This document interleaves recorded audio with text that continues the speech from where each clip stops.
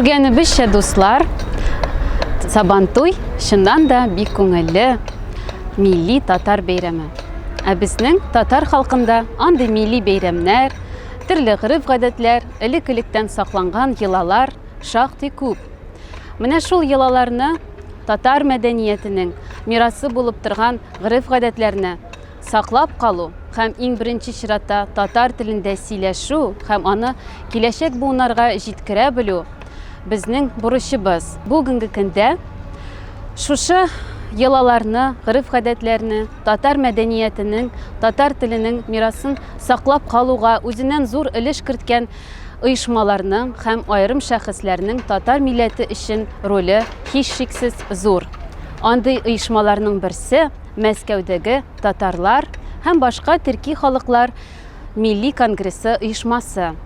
Әлеге оешмага нигез салучы аксакаллар тарафыннан Бөтен дөнья татарлар конгрессының 8-нче съездына юнәлтелгән мөрәҗәгате әзерләнде. Һәм менә бу мөрәҗәгатьтә яктыртылган пунктлар, андагы кагыйдәләр Бөтен дөнья татарлар конгрессының съезды резолюциясендә кабул ителәчәгенә, аларның киләчәктә тормышка ашырылуына өметләнә һәм ышана. Әлеге мөрәҗәгать нигезендә нинди пунктлар ята икән? Менә хәзер шуның белән сезне якынрак таныштырып үтәм. Әлеге проект татарлар һәм башка төрки халыклар милли конгрессы оешмасының күп еллык тырышлык нәтиҗәсе.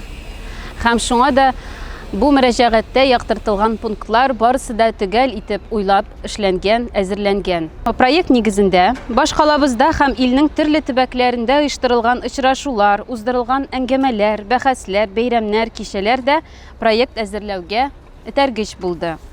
Шулай ук өлкәннәр, яшьләр һәм балаларның телгә, милләткә мөнәсәбәтләре һәм гомумән аларның шигыльләре, кызыксынулары да барысы да өйрәнелгән.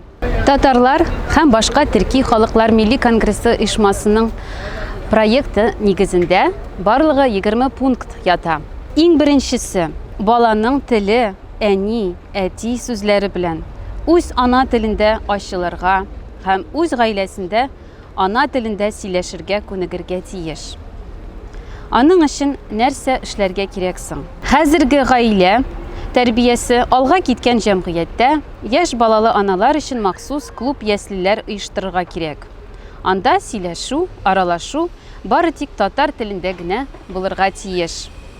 Телефон һәм телевизор белән файдаланалар икән, аларда бары тик татар телендәге тапшыруларны үз эченә алган тәрбия сәгатьләре күрсәтелергә тиеш.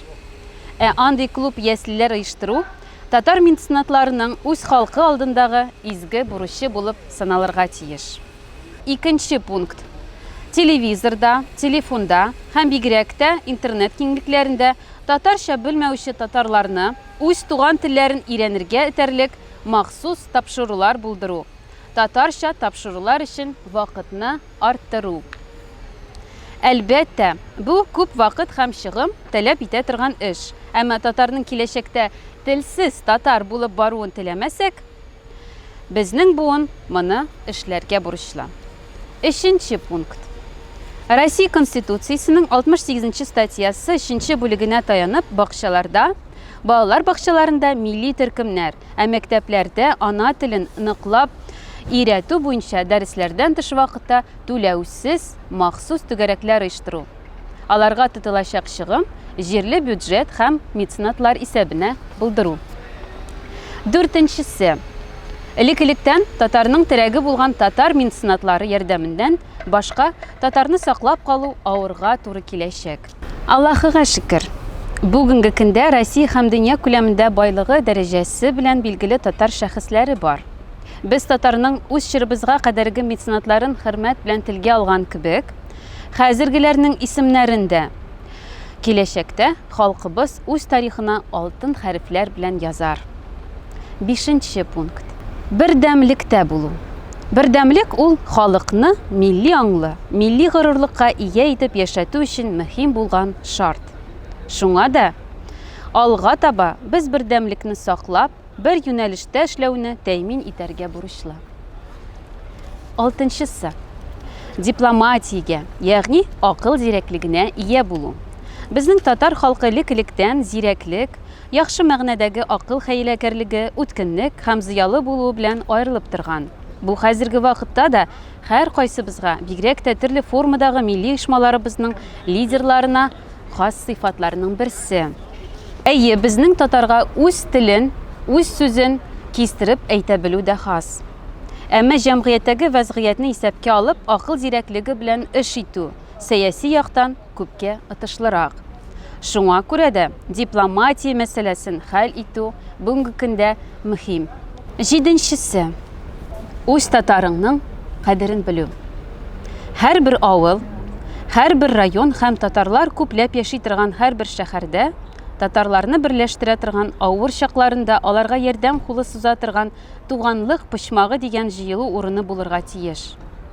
Тормышта авыр хәлдә калган, язмыш сынауларына юлыккан, барып киңәш сорар, ярдәм өмет итәр кешесе булмаган татарлар өчен андый туганлык почмагы сулар һавадай кирәк. Бигрәк тә хәзерге һәркем үзен генә кайгырта торган тизлек заманында. Психолог һәм башка белгечләр ярдәмен үз эченә алган туганлык почмагында аралашу мөмкин кадәр татар телендә булырга тиеш. 8нче пункт. Россиядәге һәм чит мәмләкәтләрдәге татар авылларының энциклопедиясын төзү. Бу илебез башкаласында Татарстан һәм чит илләрдә яшәүче татар галимнәре, зыялылары тарафыннан 10-15 елда башкарылып чыгарыла торган олы хезмәт. 9нчысы. Татар халкының чын тарихын өйрәнеп, аны халыкка җиткерү. Моның өчен милли оешмалар оештыра торган төрле дискуссия, бәхәсләр, әңгәмәләр, очрашулар, кичәләр һәм бәйрәмнәрдән файдаланырга була.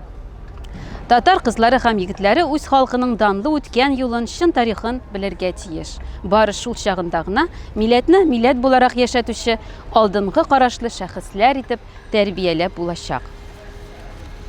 10нчысы. Төрки һәм башка халыклар арасында үзенең укымышлылыгы, әдәп әхлаклыгы, тәрбиясе белән аерылып торган татарның үз традицион диненә мөнәсәбәтен үзгәртергә күптән вакыт җитте. Бу мәсьәләдә халыкның үз асыл сыйфатларын, туган телен, милләт сафлыгын, ихтыяр көчен саклап калуда дин, ислам тәрбиясенең әһәмияте бәяләп бетергесез. Шуны истә тотып, мәчетләргә экскурсияләр оештыру, шулай ук яшь балалы гаиләләр өчендә мәчет карамагында ак әби һәм бәби бүлмәләре булдыру бик әйбәт нәтиҗәләр бирер иде. Бигрәк тә бу яшь әниләр өчен балаларны тәрбияләү мәсьәләсендә әйбәт нәтиҗәләр бирергә мөмкин. 11нчесе. Яшьләрне тәрбияле һәм заманча карашлы ватанпәрвәр татарлар итеп тәрбияләү. Бер кемгә дә сер түгел, бүгенге яшьләрнең күбесе үз виртуаль дөньясында яши. Чынбарлыктан аерылу, аларны аралашудан, дуслашудан, тормышта кешеләр белән үзара дус һәм кешелекле мөнәсәбәт корырга өйрәнүдән азат итеп, үз кабыгына бикләнгән битараф кешеләр хәленә төшерә. Бу хәзерге вакытта иң катлаулы проблемаларның берсе. Үсмерләрне тиешле юлга юнәлтү, аларны җәмгыять һәм үз ата-анасы, үз милләте каршында ылы җаваплылыкка ия шәхес итеп тәрбияләү мәсьәләсе бүгенге көндә бик мөһим мәсьәлә булып тора. Моны булдыру өчен дәүләт, мәктәп, милли оешма һәм гаилә бергә эш иткәндә генә тәрбия процессында бу чылбырның бөтенлеге сакланганда гына әлеге мәсьәләне уңай хәл итеп була.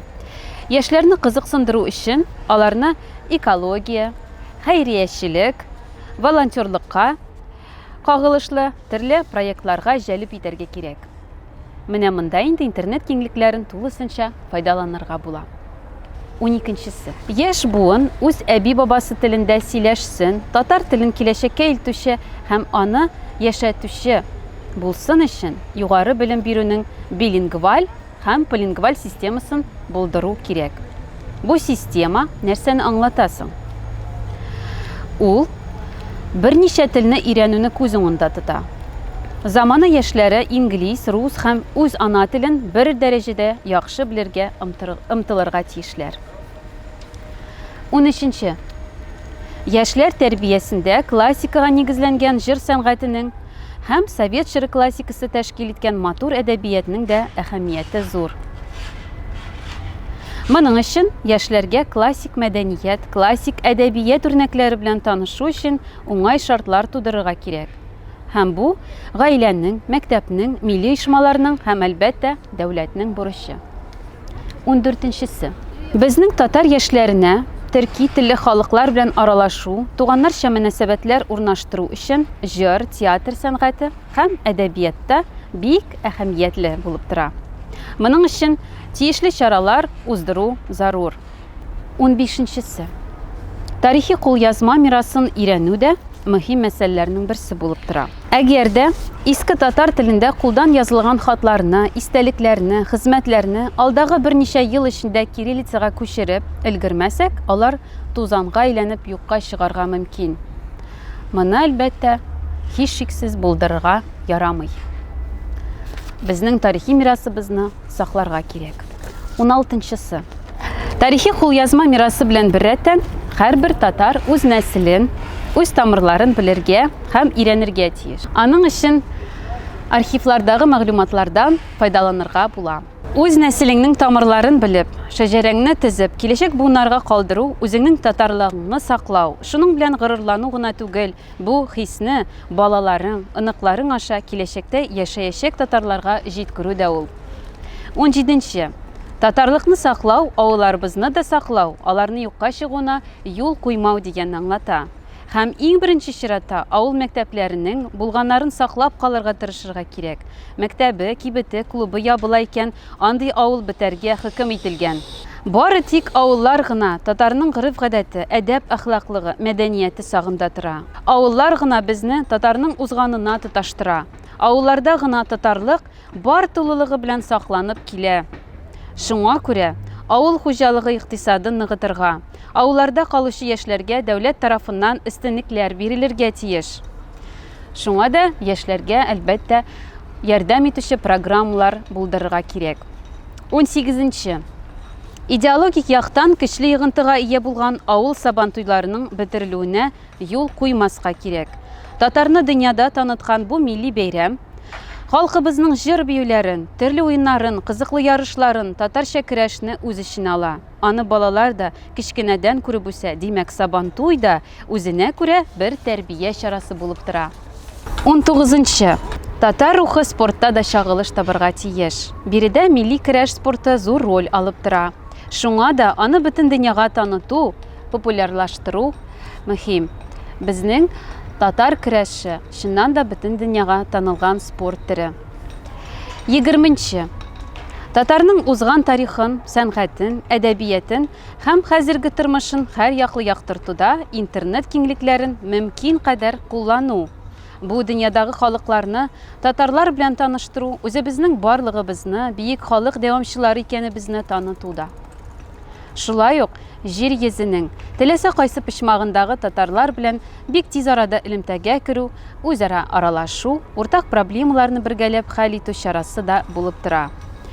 Интернет киңлекләре көннән-көн ныграк таралып, замананың төп аралашу чарасы урынын алып тора. Инглиз, татар, рус телләрен бердәй кулланып, үз татарлыгыбызны һәр уңышы, һәр яңалыгы белән интернетта уртаклашу зарур. Татарлар һәм башка төрки халыклар милли конгрессы оешмасының төп максаты яшьләрдә, татар яшьләрендә үз милләтенә, тарихына, гырыф-гадәтләренә, туган теленә карата горурлык хисләрен уяту. Аларны һәр нәрсәгә тырышлык куеп яшәргә өйрәтү һәм үз халкына ихтирам, татар мәдәниятенә мәхәббәт хисләрен тудыру. Буларны тормышка ашыру өчен татарлар һәм башка төрки халыклар милли конгрессы оешмасы тарафыннан ел сайын күп төрле чаралар уздырыла. Һәрбер шундый чараны булдыру өчен зур тырышлык куела. Күп төрле мәкаләләр языла, фильмнар төшерелә, танылган татар шәхесләре белән очрашулар уздырыла, милли бәйрәмнәр үткәрелә, активистлар җәлеп ителә, биредә яшьләрдә патриотик рух, милли аң тәрбияләнә. Аеруча зур роль ислам динен яктыртуга багышлана. Моның өчен изге Рамазан айында ифтар кичәләре үткәрелә хәзрәтләр чакырыла, дини һәм тормышчан вәгазьләр укыла. Бигрәк тә яшьләргә кирәкле белемнәр, аң һәм ахлак тәрбиясе бирелә. Тулайым алганда, бу оешма эшчәнлеген, тырышлыгын санап бетергесез. Шуңа да проектта яктыртылган 20 пунктны тормышка ашыру безнең өчен бик мөһим эш булып тора. Һәм аны булдыру мөмкин булачагына без ышанабыз һәм сезне дә шул эшчәнлеккә чакырабыз. Тыңлауыгыз өчен рәхмәт, дуслар.